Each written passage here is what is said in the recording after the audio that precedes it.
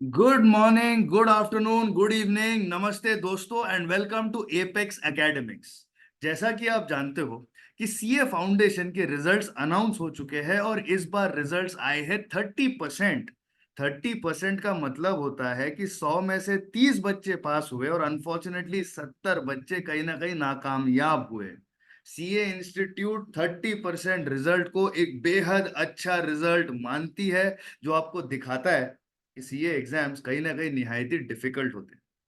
आज इस panel discussion में मैं अपने साथ एपेक्स एकेडमिक्स के कुछ ऐसे स्टूडेंट्स इनवाइट किए हुए हैं जिन्होंने सक्सेस हासिल की है इस पर्टिकुलर सीए फाउंडेशन के अटेम्प्ट के अंदर। जैसा कि आप देख रहे हो, आपके सामने इन स्टूडेंट्स के रिजल्ट्स लगे हुए हैं। We have Kiran Chaurasia who's passed with 256 marks, Mohammad Samir Khan who's passed with 233, Vishakha Makhija who scored 213, a good performance, and Bhumi Gada who scored 256, fantastic score in accounts 71 and in economics 63, maths 73 with us at Apex Academics. Unfortunately, she was not able to join us for this particular call because she is engaged somewhere else. तो देखा जाए तो इस discussion का मकसद क्या है? इस डिस्कशन का मकसद तो बेहद सिंपल है कि इन स्टूडेंट्स ने जो भी अपने प्रैक्टिस में लाया, जो भी सही स्ट्रेटेजीज अपनाई, जो भी पढ़ाई करने में सक्सेस अचीव की, वो सारे स्टूडेंट्स अचीव करे जो अनफॉर्चुनेटली इस अटेम्प्ट में नाकामयाब रहे। मैं हमेशा ये कहता हूं और कहता रहूंगा, success delayed is not success denied. Pass होने में शायद एक आधा अटेम्प्ट लग जाएगा, लेकिन इसका मतलब ये नहीं होता कि आप अच्छे चार्टर्ड अकाउंटेंट नहीं बनेंगे। आप बिल्कुल अच्छे चार्टर्ड अकाउंटेंट बनेंगे। कभी कभी सक्सेस हासिल करने में वक्त लगता है। हमारा एंडेवर यही है कि आपका कीमती समय, आपका कीमती वक्त, आपके कीमती इमोशंस और मेहनत जाया ना जाए। तो इस पॉडकास्ट में मैं सबसे पहले वेलकम करता हूं किरण चौरसिया को। किरण बेटा, कॉन्ग्रेचुलेशंस।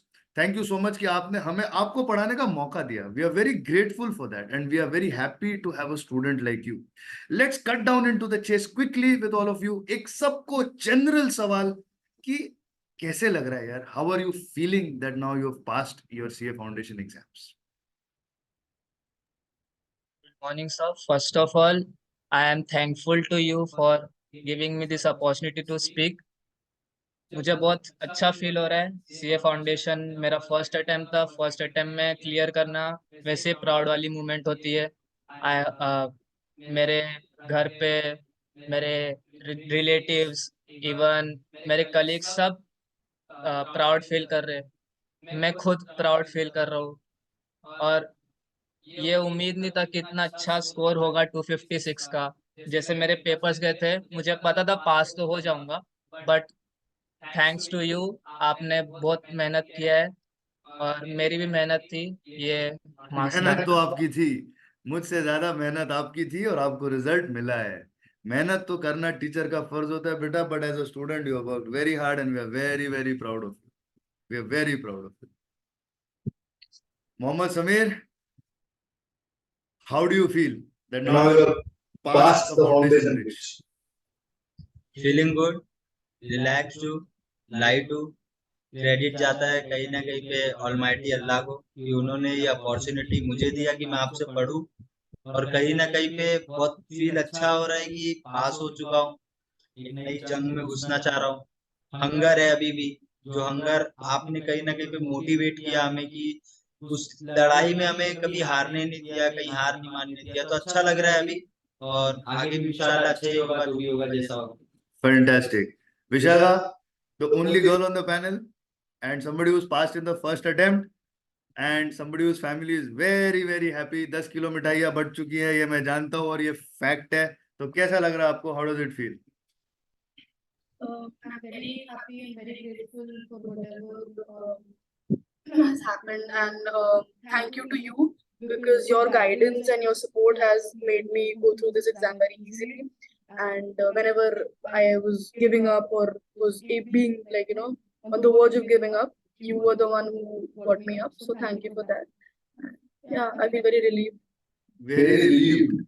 मानिए, इस बात को मानिए कि ये थोड़ा शायद नर्वस हो रही होगी speaking in front of on a panel right now. इसकी आवाज इससे 10 गुना ज्यादा है, and the way she was celebrating when the results came, मुझे लगा कोई पुलिस बुला देगा, because that is how she was shouting.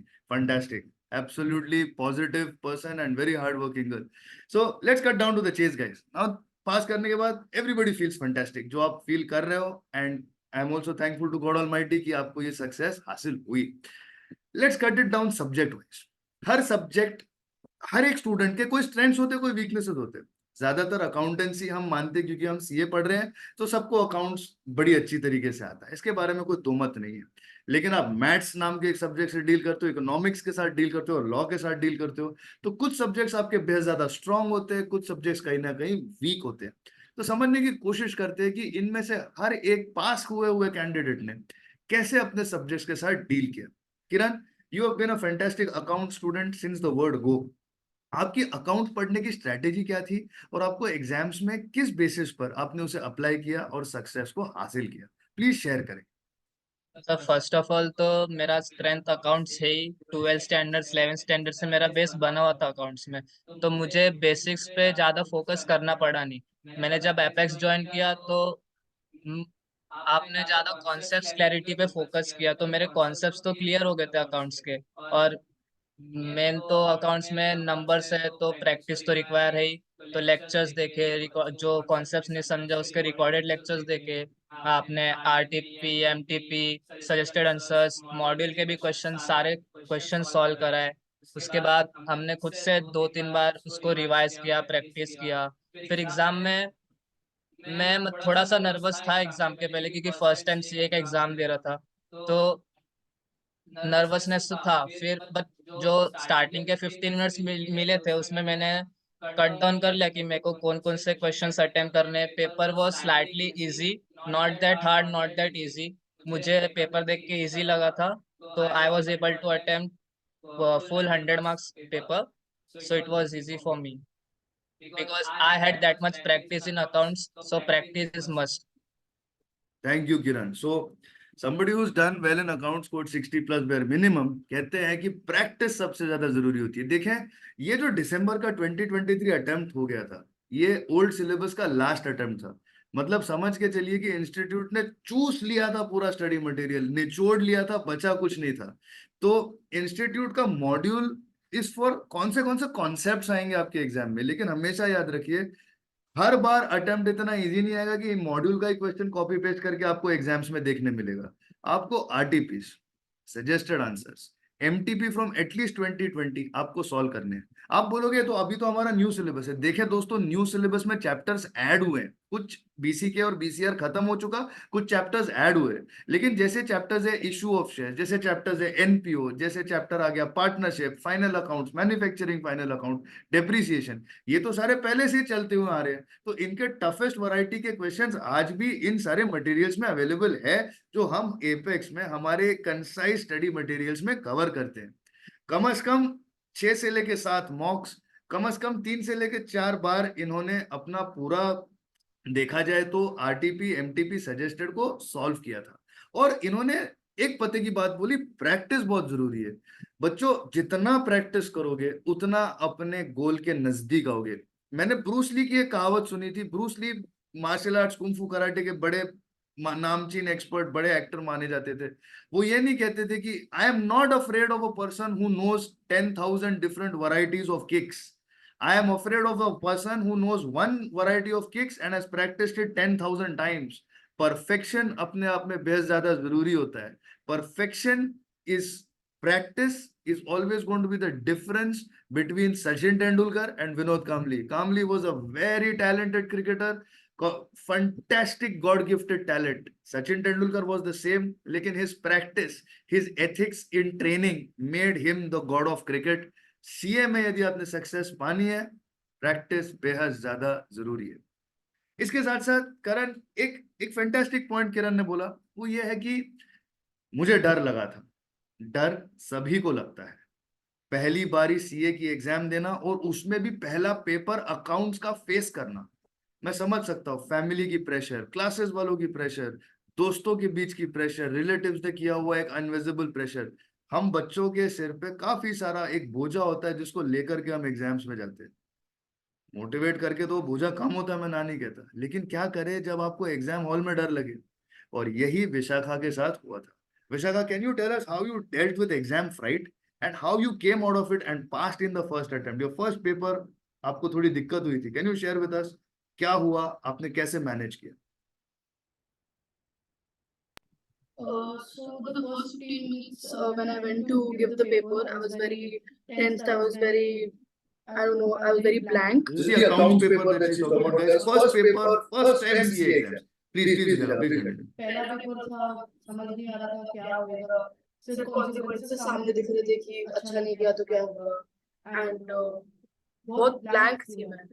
And when the paper started, my first 15 minutes were, I was like so confused कि मैं करूँ क्या, how to go about.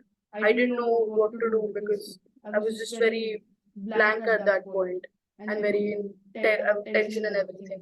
But even after that, I picked myself up after 15 minutes and I started attempting the things I could attempt, and I attempted a very good amount of paper, and just because of the amount of practice I had filled around 3 to 4 notebooks in the last 1 month before my exam of only accounts practice, and that is the amount of practice I had that got me through this exam very easily and very smoothly.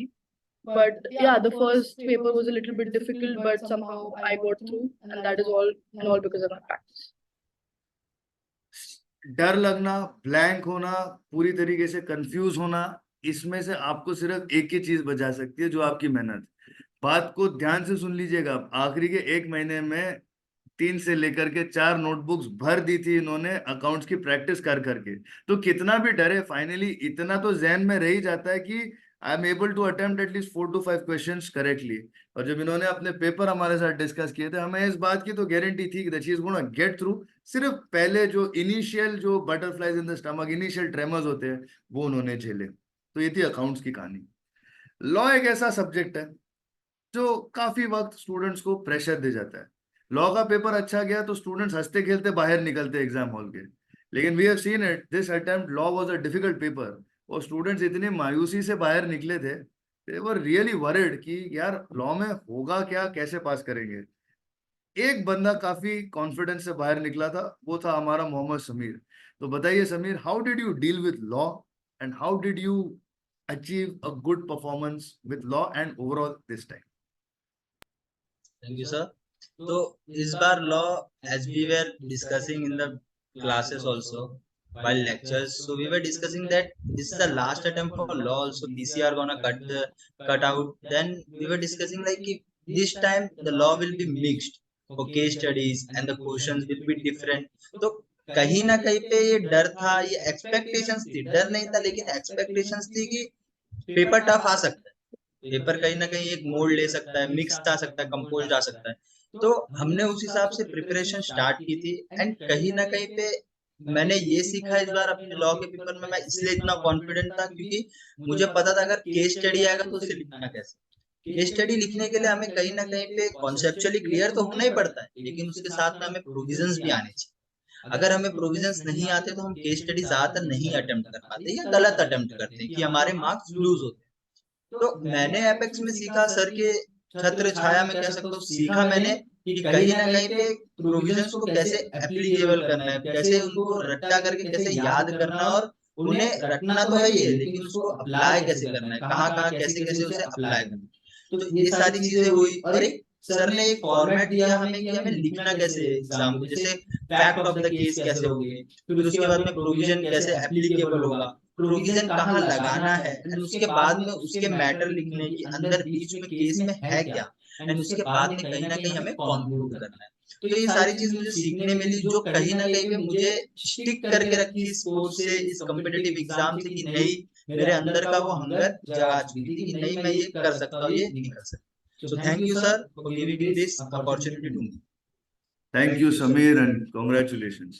तो law एक simple फंडा है कि there is a lot of theory, और अब BCR नाम का जो एक लाइफलाइन इंस्टीट्यूट हमें देती थी वो खत्म हो चुका है। लॉ के चैप्टर्स बढ़ चुके हैं, जो 40 नंबर बीसीआर में होते थे अब वो खुल गए हैं, तो वो कहीं ना कहीं somewhere in about 4 to 5 new chapters वो बढ़ चुका है। लॉ पढ़ते वक्त एक बात हमेशा याद रखिएगा, law is a provision in a particular act. आपको सबसे पहले प्रोविजन को कॉन्सेप्चुअली समझना है, फिर इट इज थियरी, उसे रटना है।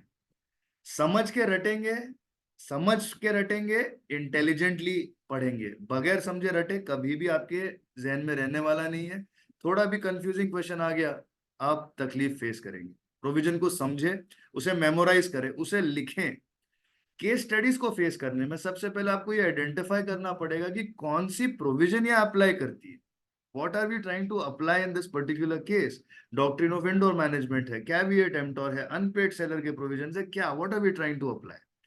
उस प्रोविजन को आइडेंटिफाई कीजिए। सेक्शन नंबर लिखना कहीं भी जरूरी नहीं है। हाँ, गलत सेक्शन नंबर लिख के आओगे तो ऑफकोर्स नंबर्स कटेंगे। As long as you can mention what is the provision, even in your own words, you will still score marks.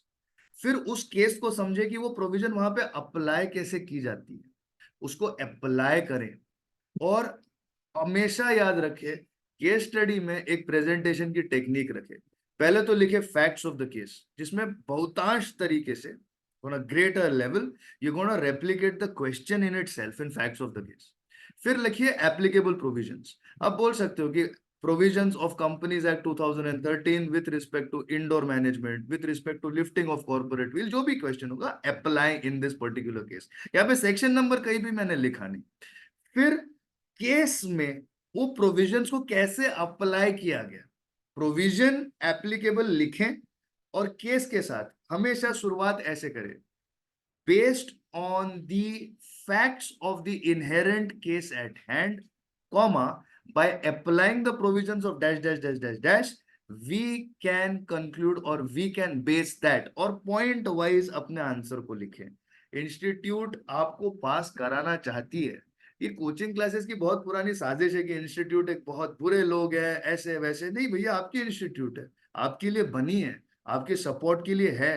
जितना भी हम इंस्टीट्यूट के बारे में बुरा कहें, हमें एक बात तो माननी पड़ेगी, इंस्टीट्यूट के बगैर हमारा प्रोफेशन और हम एग्जिस्ट नहीं कर सकते। आज अगर भारत देश में हमें इतनी अच्छी रिस्पेक्ट मिलती है तो उसका जिम्मेवार कहीं ना कहीं हमारी institute has a lion share to play in that. तो रिमेंबर, आप उन्हें दिखाए कि हम काबिल है, वो आपको पास कर देंगे। So show to them your clarity of thought, show to them your clarity of understanding, and I believe that there should be no reason why they will not give you the marks, right?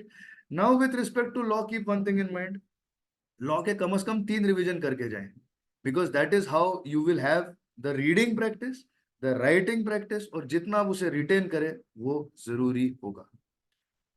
Law से आगे बढ़ते एक ऐसे subject में जिसने काफियों की नींद उड़ा दी है, एक ऐसा सब्जेक्ट जो सबकी नींदें उड़ा दिया है, that is the subject of mathematics.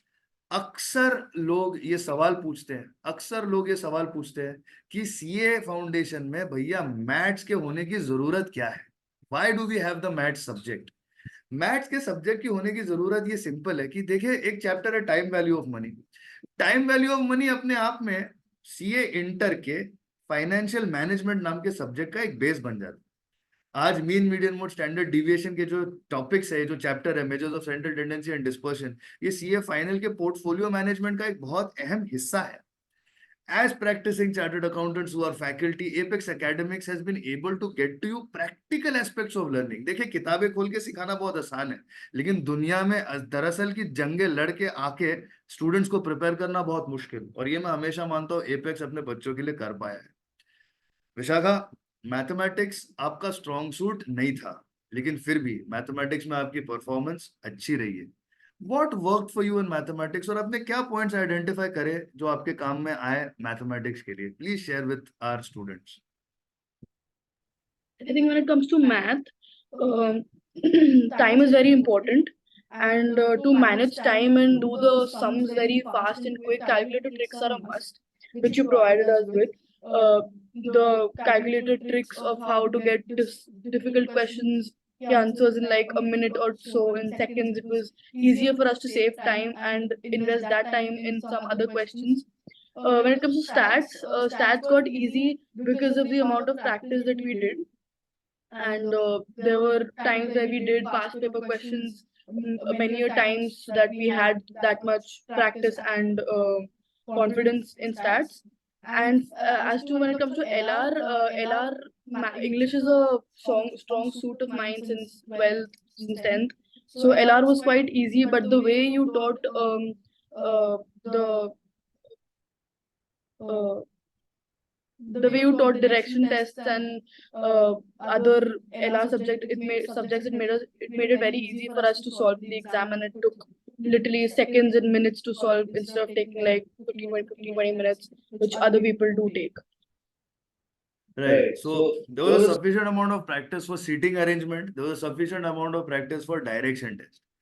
सारे स्टूडेंट्स को एक बात याद रखना जरूरी है कि आज हमारे YouTube चैनल पर डायरेक्शन टेस्ट, सीटिंग अरेंजमेंट और स्टैटिस्टिक्स के सारे important questions free of cost available है, जिसमें कोई भी सब्सक्रिप्शन फीस की जरूरत नहीं है।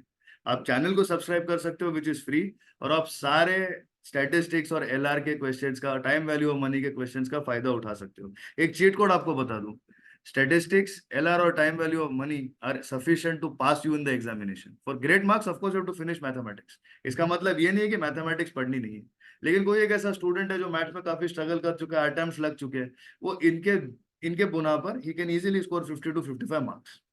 स्टैटिस्टिक्स पढ़ते हुए एक पॉइंट को हमेशा याद रखें, वो पॉइंट ये है कि स्टैट्स पे काफी दफा थियरी पूछी जाती है। हर चैप्टर के थियरी क्वेश्चंस आते हैं, और मेरा ख्याल है शायद समीर, किरण, आप बोल सकते हो कि थियरी की प्रैक्टिस हमने किस तरीके से की थी। हाउ इम्पोर्टेंट आपके हिसाब से थियरी है in all the stats that we did? क्या आप आपके फ्यूचर ऑफ फाउंडेशन स्टूडेंट्स के साथ में ये शेयर करेंगे? Kiran, if you could. Theory questions तो ऑलमोस्ट हर अटेम्प्ट में आते हैं, वो भी लाइक 10 to 15 मार्क्स के थ्री तो हर स्टैट्स के पेपर में रहते ही है। और स्टूडेंट्स क्या करते हैं, स्टैट्स के क्वेश्चन सॉल्व कर लेंगे बट थियरी को इग्नोर कर देते हैं। तो थियरी करना जरूरी है, और वो कॉन्सेप्ट्स बेस्ड रहते हैं और इजी भी रहते हैं। तो आपने हमारे कॉन्सेप्ट्स तो क्लियर किए ही थे मैथ्स के, तो वो हम लोग के लिए इजी हो गया था। और आपने कंसाइज नोट्स भी प्रोवाइड किया था ये थियरी के लिए, तो उससे प्रैक्टिस बहुत अच्छी हो गई थी। तो दैट्स इट। सो देखा जाए तो अगर आप आज भी मैथ्स पे फोकस कर रहे हो, क्योंकि मैथ्स में सबको डर लगता है, जैसे कि measures of central tendencies and dispersion, for example change in scale and change in origin, how does it impact certain values, ये एक इंपॉर्टेंट क्वेश्चन है। रिग्रेशन में काफी सारी थियरी आती है। When it comes to index numbers, बच्चे दरअसल फॉर्मूलाज पढ़ के जाते हैं, तो factor reversal test, time reversal test, ये सारी इंपॉर्टेंट चीजें, सर्क्यूलर टेस्ट, कौन से इंडेक्स नंबर्स इन्हें पास कर जाते हैं, कौन से नहीं, इस पे इंस्टीट्यूट जरूर सवाल पूछती है। यकीन रखे, बायनोमियल पॉइसन डिस्ट्रीब्यूशन और प्रोबेबिलिटी के अंदर भी देयर आर थियरी क्वेश्चंस। और अभी institute has specifically introduced a new chapter in statistics called as sampling auditing and assurance की रीढ़ की हड्डी है। जब आप आगे जाकर के आर्टिकलशिप करेंगे, प्रैक्टिसिंग चार्टर्ड अकाउंटेंट बनेंगे, आप ऑडिट ये फंक्शन सोसाइटी के लिए प्ले करेंगे। इसमें जब आप ऑडिट करेंगे, audit is always done on a test check basis. As an auditor in practice for the past 10 years, I can certainly share this with you कि सैम्पलिंग एक बेहद इंपॉर्टेंट चीज होती है ऑडिट करने के अंदर, और ये आज इंस्टीट्यूट आपको फाउंडेशन लेवल पर दिखा रही है। तो भले वो थियरी हो, आपको ये सारी चीजें समझ करके थियरी का फायदा उठाना है, जिसमें आप कैलकुलेशन में गलत नहीं जा सकते। तो कम से कम 15 मार्क्स अगर आपको मिल गए विथ योर थियरीज, तो बचे पासिंग के लिए रहते हैं 35 मार्क्स। मैं ये नहीं कहता कि केवल पास होके आना है, झंडा गाड़ना है, सेंचुरी मारनी है, लेकिन पहले किला बचाओ, फिर गांव बचाओ, फिर शहर बचाओ, और फिर देश बचाओ। That's the way I take it. Take small steps, और इन स्मॉल स्टेप्स में ही आप मैथ्स पे सक्सेसफुल हो पाएंगे। I am very proud to say that all of the students who are sitting in front of you in this panel discussion, podcast, जो भी आप कहना चाहे today, have scored 55 plus in mathematics and have done a very, very good job, and that is a huge security for them in their process of passing. तो चलिए, accounts हो गया, law हो गया, मैथमेटिक्स की बात भी खत्म हो गई। अब चलते हैं आखिरी पड़ाव पर, आखिरी मोड, the last gate that has to be unlocked, and that is economics. इस बार economics and BCK was there. but आगे जाके there are some changes. So before I talk about the changes, let's hear out from guys who have done well in Eco BCK. So Samir, you had a good show in Eco BCK. What was it that you did specifically with respect to BCK that helped you? So for BCK, I was prepared. My thought process started with कि कहीं ना कहीं पे BCK में अगर economics में ऐसा whole subject पास होना तो उसे जैसा इंस्टीट्यूट ने उसे कट करके दिया है कि 40-60 में डिवाइड किया, तो हमें भी कहीं ना कहीं उस वे से जाना चाहिए। हमें एक फोकस रखना चाहिए जो हमें सबसे सही से आता हो। कहीं ना कहीं पे इकोनॉमिक्स एक ऐसा लगता है क्योंकि उसका वेटेज ज्यादा है, उसके अंदर पढ़ना ज्यादा होता है, तो मैंने पहले सोचा कि मुझे पहले कहीं ना कहीं पे अपने 40 मार्क्स सिक्योर करने चाहिए जो कि बीसीके के होते हैं। और जैसे कि हमें पता है कि ये लास्ट अटेम्प्ट है, तो कहीं ना कहीं पे बीसीके पे टफ क्वेश्चन नहीं बोल सकता हूँ मैं, लेकिन कॉन्सेप्चुअली क्लियर होना पड़ेगा। तो इसी वजह से सबसे पहले हमने सर से साथ में भी हमने ये बात की और सर ने भी हमें यही याद दिखाई कि सबसे पहले आप जो लेक्चर्स में हमें पढ़ाया गया, पहले हमने उसकी वीडियोस देखी, हमने उसे अच्छे से पढ़ा, एंड उसके बाद फिर हमने कहीं ना कहीं तो अच्छे से खुद ब खुद अपने एक उससे हमने एक बार रीडिंग की, पूरी बुक की रीडिंग की, जैसे हर एक चैप्टर्स की टर्मिनोलॉजीज एंड सारी चीजों की। एंड कहीं ना कहीं पे बीसीके मुझे बहुत इंटरेस्टिंग सब्जेक्ट लगा, जैसे कि उसके बारे में मुझे पता चला कि क्या होता है फाइनेंशियली, कैसे इंसान क्या करता है और बिजनेस क्या होता है, सारी चीजें एक बेसिक नॉलेज जो इंस्टीट्यूट कन्वे करना चाहता है बहुत अच्छे से कन्वे हुई।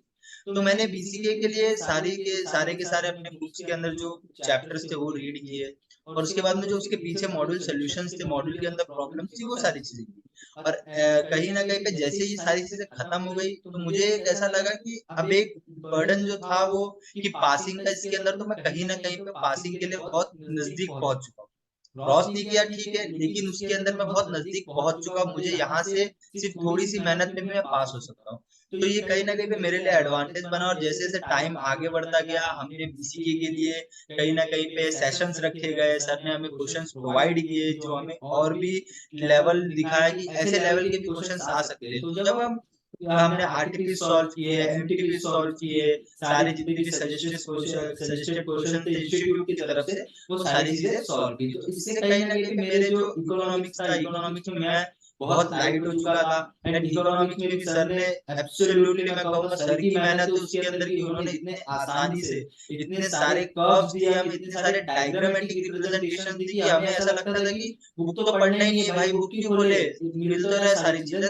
हमने उल्टा एक बार ऐसा स्टूडेंट्स में, सर बात में पहली बार बता रहा हूँ, जैसे स्टूडेंट में हमने देखा कि सर सही तो पढ़ा रहे हैं ना बुक खोल के, तो हमें पता चला कि नहीं, वो चार्ट जो है वो सारी चीजें बुक से ही बनी हुई है। तो वो ट्रस्ट जो इतना था कि बुक खोलने की भी जरूरत नहीं, तो सर ने कहीं ना कहीं डेवलप किया। And I am so thankful to him, so grateful. Thank you. Thank you Sameer. Auditor अच्छा बनेगा ये लड़का, trust but verify, fantastic thing. So इसकी स्ट्रैटेजी, समीर की स्ट्रैटेजी ये थी कि बीसीके को यूज करे और इको के ऊपर का अपना प्रेशर कम करे, लेकिन अब बीसीके नहीं रहा, now it's only eco. So Kiran, you had a fantastic score in economics as well. Eco पढ़ने में आपने क्या स्पेसिफिकली मेहनत करी? आपको इको अच्छा गया, मैं जानता हूं आपने काफी मॉक्स लिए, we have solved all mock test paper questions together. क्या था आपका एक स्ट्रेटजी, क्या थी इको को अप्रोच करने? सर इको में the difficult part is curves. Students को कर्व्स समझते नहीं है। आपने वो कर्व्स को इतने अच्छे से एक्सप्लेन किया कि उसको कहीं से रटने की जरूरत पड़ी नहीं, कोई भी चीजें रटने की जरूरत पड़ी नहीं, कॉन्सेप्ट्स क्लियर हो गए थे वो ग्राफ्स वगैरह के। देन बाकी चैप्टर जिसमें ग्राफ नहीं है उसके भी एक्सप्लेनेशन आपने दिए, वो सब इजी हो गया था। और मोस्टली जो हम लोग ने एमटीपी सॉल्व किए थे, इसके इको को मॉडल के पीछे के क्वेश्चन सॉल्व किए थे, फिर पास्ट ईयर क्वेश्चंस किए, तो जितना ज्यादा से ज्यादा हम लोग एमसीक्यू सॉल्व करेंगे इको के लिए वो ज्यादा फायदेमंद है। तो उससे प्रेशर कम हो जाता है, ज्यादा कॉन्सेप्ट्स क्लियर हो जाते हैं, और एग्जाम में मेरे को 74 आया इको बीसीके मिला के। बीसीके भी अच्छा गया था। बीसीके इज थियरी पार्ट, तो उसमें ज्यादा पढ़ने की जरूरत है, और इको में कॉन्सेप्ट्स क्लैरिटी ज्यादा अच्छी है। तो 74 in eco BCK, very good score. 74 reduces such a huge burden on the other subjects. मैं स्टूडेंट्स को कहता हूँ, अकाउंट्स में पाप हो गए कोई बात नहीं, लॉ उसके पाप धो देगा, मैथ्स में तो पाप होने ही होने, पर एंड में सारे पाप धोने के लिए, सारे गुनाहों की तौबा कबूल होने के लिए एंड में हेल्प इकोनॉमिक्स ही करता है। तो कुछ भी करे, इकोनॉमिक्स एक एमसीक्यू बेस्ड एग्जाम है जिसमें कॉन्सेप्चुअल क्लैरिटी के आधार पर आप कम से कम 70 से 75 नंबर स्कोर कर सकते हो, जो एपेक्स के स्टूडेंट्स ने प्रूव करके दिखाया है। चारों सब्जेक्ट की क्लैरिटी के बाद सिर्फ नए सिलेबस के बारे में I just want to talk to you guys. देखिए, नए सिलेबस को सुन के डर मत जाइएगा जिन्हें भी अटेम्प्ट लगा है। कुछ कुछ चैप्टर्स ऐड हुए हैं, कुछ कुछ चैप्टर्स जो ज्यादा रेलिवेंट नहीं थे वो निकल चुके हैं। इसके बारे में एक डिटेल वीडियो हमारे इसी यूट्यूब चैनल पर आपको मिल जाएगा। अकाउंट्स के अंदर सिंगल एंट्री मतलब accounts from incomplete records, redemption of preference shares, ऐसे किस्म के चैप्टर्स ऐड हुए हैं जो क्वालिटेटिवली अकाउंट्स के पेपर की लेवल बढ़ा देते हैं और as a professional, as a budding professional आपको बेहद ज्यादा काबिल बनाते हैं। लॉ में जो चैप्टर्स कुछ कुछ इंटर लेवल पे थे, आज आप उसे फाउंडेशन लेवल पर पढ़ेंगे। देखिए, 5 साल 10 साल पहले जो व्यक्ति चार्टर्ड अकाउंटेंट बना था और आप जो चार्टर्ड अकाउंटेंट बनेंगे, उसकी क्वालिटी में जमीन आसमान का फर्क होगा। आपका सिलेबस इतना स्ट्रॉन्ग, इतना प्रैक्टिकली रेलेवेंट बना रही है इंस्टीट्यूट कि a chartered accountant of today's generation, आज की 24 25 26 28 की जो पीढ़ी है 2024 टू 28 की, they will be the front runners of India's financial economic sector. And the syllabus that institute is making makes our chartered accountancy course one of the most coveted financial courses in India. हाँ, Apex does everything. Apex does ACCA, CMA, CPA, CFA, FRM, सब कुछ Apex Academics के अंदर पढ़ाया जाता है। लेकिन since this is a specifically chartered accountancy oriented discussion, let me tell you कि CA will always be probably the king of the financial market, not today, not 5 years from now, for 20 years from now also. CA is going to be the most coveted degree and your syllabus is the main reason for that. तो नए syllabus के लिए आपको number दिख रहा है, please reach out to Apex Academics for any kind of support, whether it is doubt solving, whether it is notes. Our notes are the most concise notes in the market today. We have got charts for absolutely every concept across all these subjects. We have got personalized and group batches for all the subjects from CA Foundation to CA Final level. Recorded lectures are available for CA Foundation to CA Final level. Please open up your minds. CA is achievable, CA is doable, and with Apex Academics, I tell you one thing, your success is our commitment. These are our stars of CA Foundation, and I hope 8-9 months down the line, 10 months down the line, इसी podcast पे और चेहरे जुड़कर हम CA inter का एक बेहद बढ़िया पॉडकास्ट आपके लिए लेके आएंगे। Thank you so much for your time, best of luck, congratulation to those who passed. और हमेशा कहता हूं, अगर इस बार सक्सेस चखने नहीं मिली, याद रखिएगा अगले बार और स्वादिष्ट बन के वो आपके थाली में पड़ने वाली है। Success delayed is not success denied. ऊपर वाले के मन में आप हो और there is a plan for everybody. अपना मोटिवेशन और फोकस ना लूज करें, और कभी भी ऐसे लग रहा है डिमोटिवेटेड लग रहा है, वो रहा नंबर, एक व्हाट्सएप छोड़ दो, our team and myself will get in touch with you. Thank you so much, best of luck, bye bye.